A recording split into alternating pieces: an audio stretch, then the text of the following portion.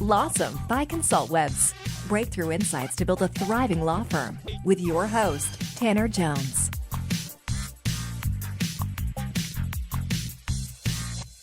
Hello, everyone. Welcome to another LAWsome podcast episode. And I'm your host, Tanner Jones. Today, we're talking with Seth Greene. He's the founder and the CEO of Market Domination. Now, I had not heard about Seth until I was introduced to Seth through a good friend of mine, Ken Hardison. And I was really fascinated in particular by his philosophy on networking, leveraging local connections, particularly as a fundamental business development tool. And I'm really excited to be able to talk through his experience in the world of referrals. In fact, we're going to cover the lost and dying art of law firm referrals. So welcome, Seth. Glad to have you. Thank you so much. It is an honor to be here. I am super excited to get a chance to share with your audience. Well, I know they're excited to hear what you have to share.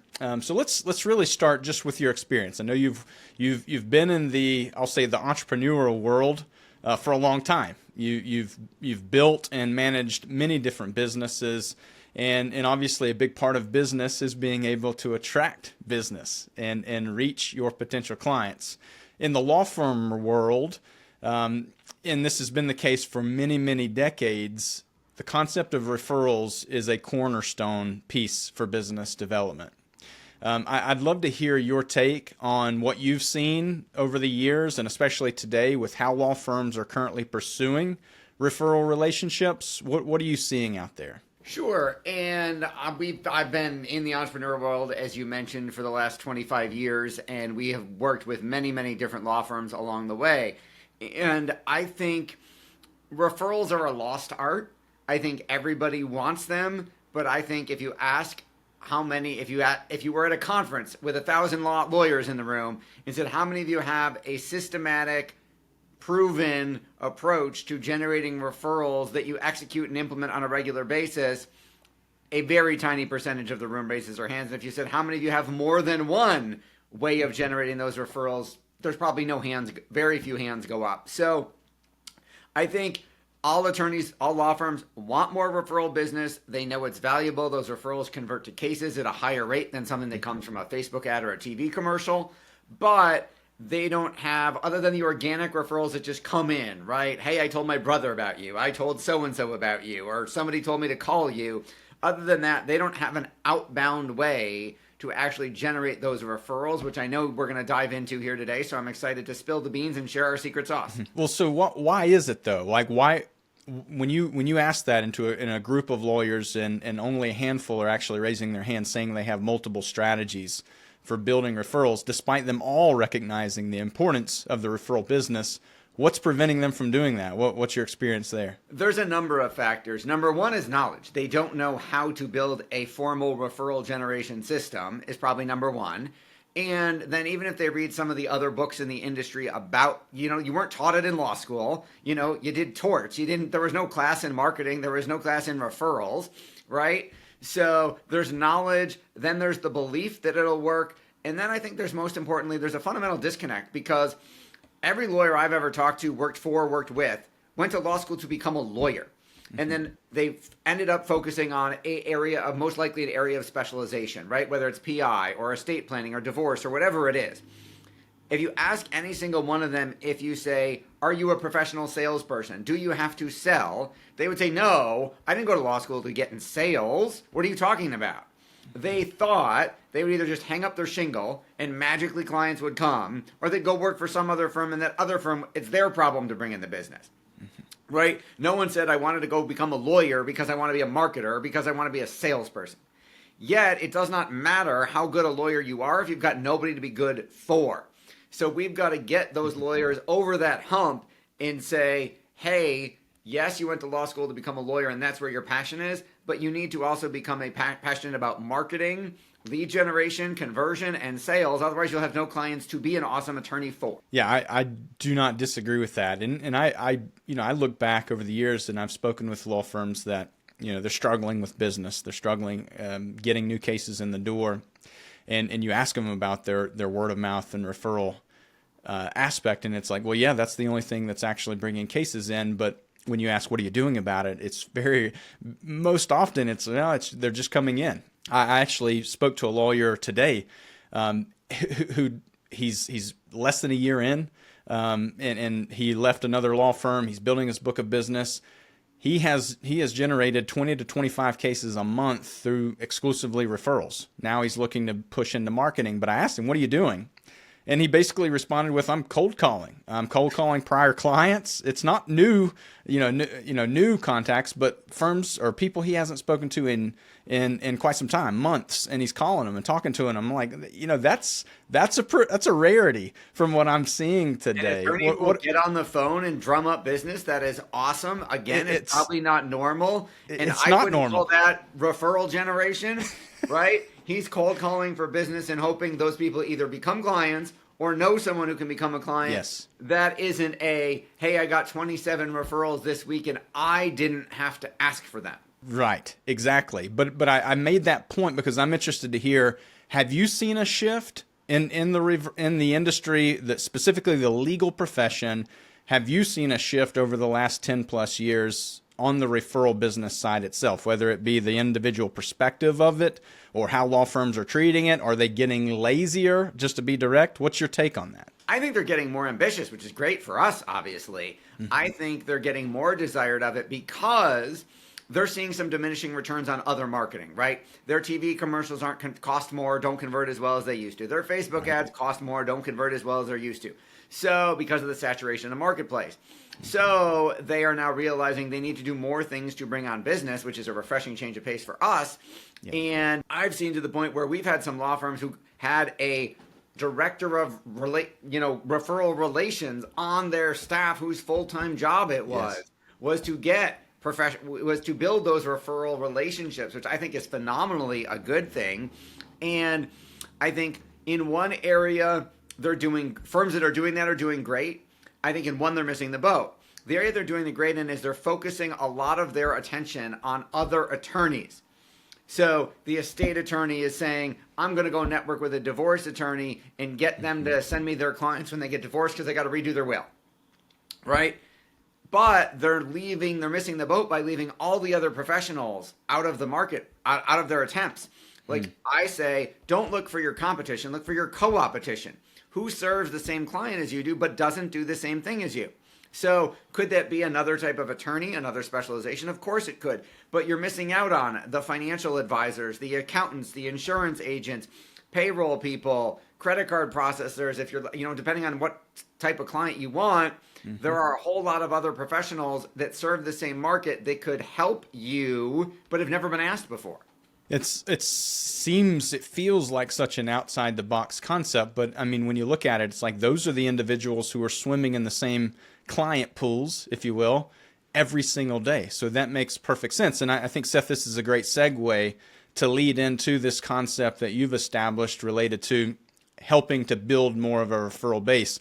Can you speak to that? Maybe start from the beginning on what led you to creating this type of concept for law firms and what it is specifically? Absolutely. So mine was accidental. So I interviewed, this was 20 plus years, a long time ago. I interviewed 10 top marketers for a book I was writing about marketing. Zoom didn't exist. GoToWebinar I was doing this over the phone. I just recorded them with this voice recorder, which is a couple decades old. It still works. And I had them on speakerphone and I recorded the call and I did an interview for a book. And the book came out, book did really well. And then I said, hey, wait a second. This is when I started getting into podcasts a couple decades ago before they were really popular. And I said, my favorite shows are interview shows. Somebody's interviewing somebody else. I just interviewed these 10 people. I interviewed the ad agency executive who handled the NFL. I interviewed the ad agency executive who handled AT&T, like Madison Avenue, huge firms. I said, I wonder if I threw these up on iTunes, if anything would happen. So I aired those god-awful, unedited, raw recordings. Literally, you could hear the phone ring, and I got a secretary going, I'm calling Mr. Jones for a book interview. Didn't edit them at all because I didn't know how. And put it up on iTunes. And if you go back through my show, Sharkpreneur, and you go all the way 1,000 episodes back, you can find the original awful reviews of the 1 star going, this has no production value. This guy didn't edit anything at all. This is terrible. But if you can get past that, the content is really good. And I said, maybe there's something to this. So we made it into a real show. I realized that the average business owner, because we work with professional practices, they're never going to be Joe Rogan. They're not going to get hundreds of thousands of downloads and make any meaningful money podcasting. I said, I got to come up with a way for a law firm to podcast, never get any advertising or sponsorship money because they're not going to grow that much, but be able to make a profit and generate trackable, reliable, regular cases from podcasting.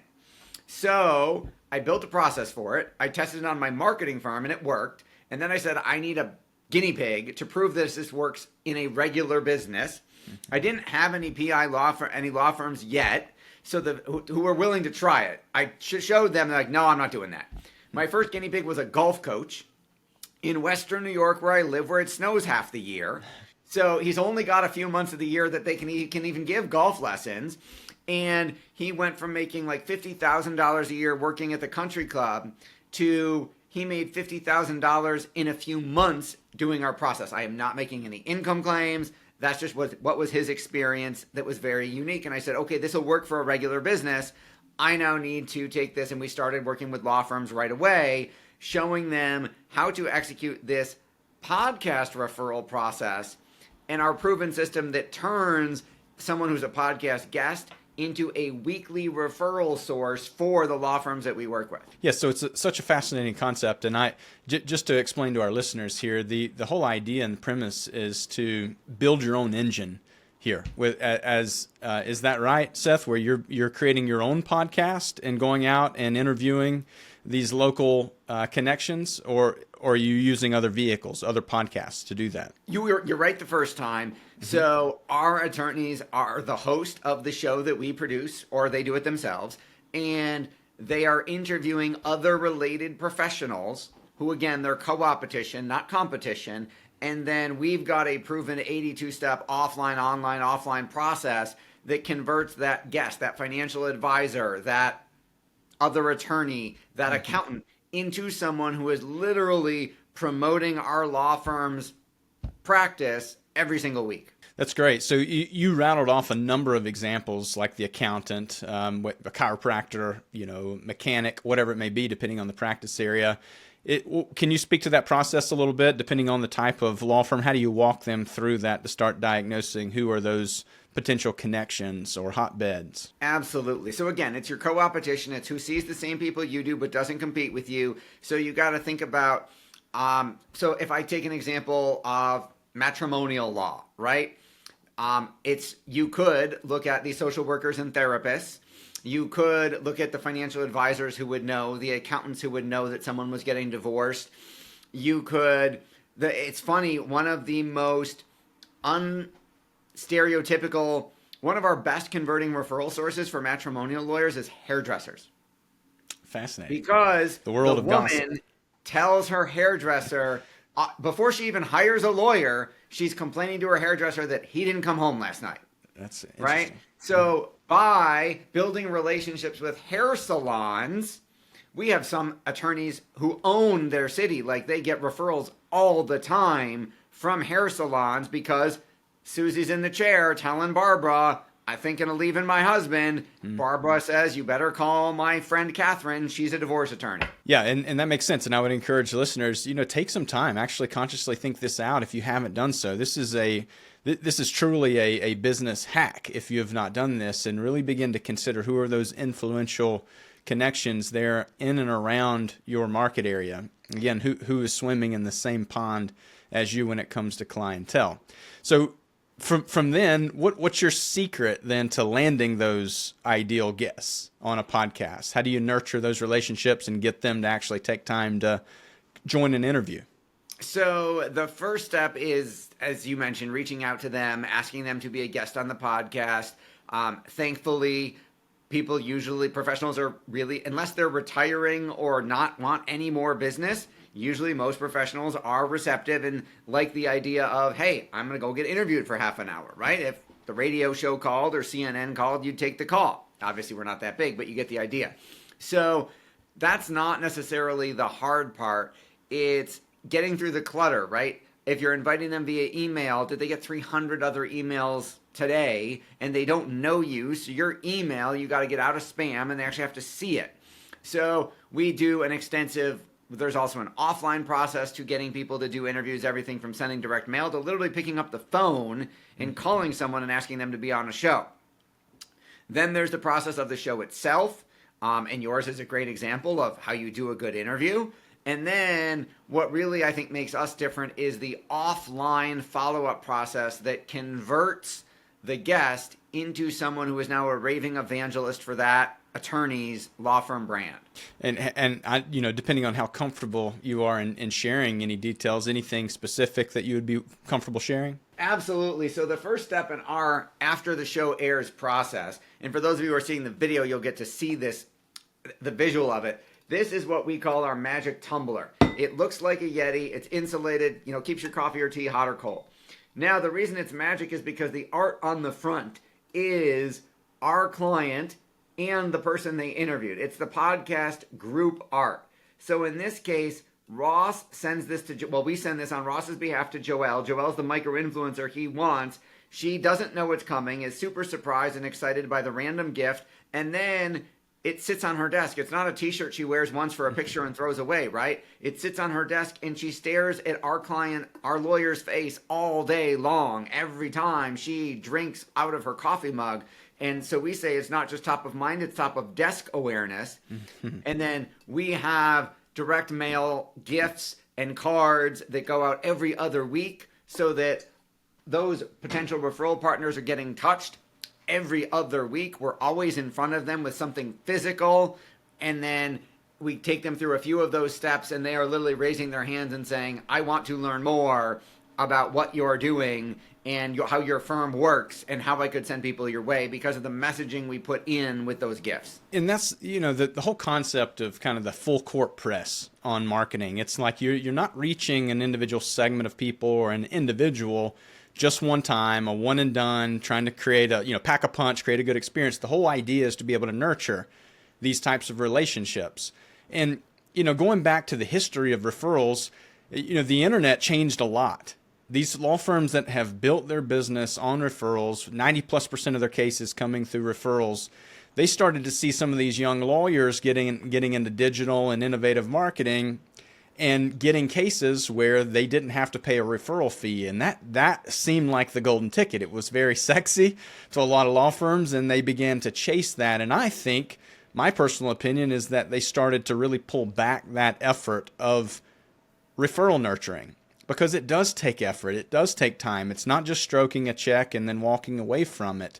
And that's why I'm so fascinated by this concept of being able to establish these relationships and nurture them over time. Have you seen any of in the comparison to that, what have you seen on the ability and the results of being able to nurture something over time? Is it something that happens within a few months, or do you find that it's actually much longer period of time to nurture before there's actually results that come back from that? So it's a long-term nurture play for sure. It is not, you don't get married on the first date. So we tell our law firms that on average, it's going to take a couple, their phone's going to start ringing in month 4. You've got to have the staying power to be able to sustain it so that those people don't see you as a one and done. Don't see it as, oh, he sent me one thing and then disappeared. Yeah. You've got to be consistent. Yeah, it makes a lot of sense. And appreciate you being willing to share some of the other kind of giftology concepts, putting something in front of them that's tangible to remind them. It's a great tip. I want to interrupt for 1 second, please. if I may. So you use the word giftology, and the late Jonathan Rowland has been on my podcast, and with all due respect to him, we did do the giftology process, and it backfired on us. Okay. So we sent the $300 engraved Cutco knives, right? And we got people pushing back going, I feel like you're trying to bribe me. This is too nice. I can't accept this, but you put my name on it, so now I can't return it. What we found worked, and this is our experience. I know other people have phenomenal results with giftology. In our process, what we found for our clients was sending something smaller but more frequent worked, right? You send one really nice gift at Christmas, you're lumped in with all the other people sending Christmas gifts, and then they forget about you. We send something small, like $20, $30 at the most, every month. All of a sudden, those thoughtful, small, clever gifts no one feels like we're trying to bribe them. It's like Christmas every month. They never know what they're going to get from our clients. and they get excited to open it, and no one has ever said, you're trying to get something from me, you're spending too much money on me. Yeah, I see that. And I also see, coming back to this podcast concept and being able to offer a form of reciprocity, the idea of, hey, let me bring you on to my show, give you a platform to get your voice out to the community. You can leverage my podcast vehicle, if you will, to get that message out there. There is a proactive effort of give before you ask, which I find that a really interesting concept. And I would encourage listeners, as you're thinking through this and thinking through other creative ideas to bolster referrals, really think about the root of that and how it's first extending value to someone. And I'm interested from you, Seth, did you have to test around and find that, or was that just kind of apparent to those receiving this request to come on, that there is implied value for them to get on a platform like their podcast? We tested a number of different ways. We tested a number of different, forgive the term, marketing hooks and different angles and different messaging that we sent before we hit on some that worked at a really high level. And that's part of it too, is just experimentation. But coming back to having a law firm actually commit to this, I think there's likely some maybe hesitation. Maybe someone has never, if you're a lawyer, you have some level of experience in talking, conversing with others, but maybe you haven't interviewed someone in a formal setting like a podcast. How do you help lawyers overcome any kind of hesitancy in that? Do you provide scripts or guidance on that? What's the process look like?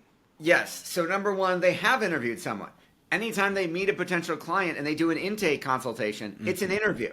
So it's the same process. You're just not interviewing a potential client. But there are still some hangups and some beliefs around that. So, we have a multiple Emmy award-winning production team that will literally, number one, we write the scripts for our clients for every podcast interview. So all they have to do is show up and read the questions we give them.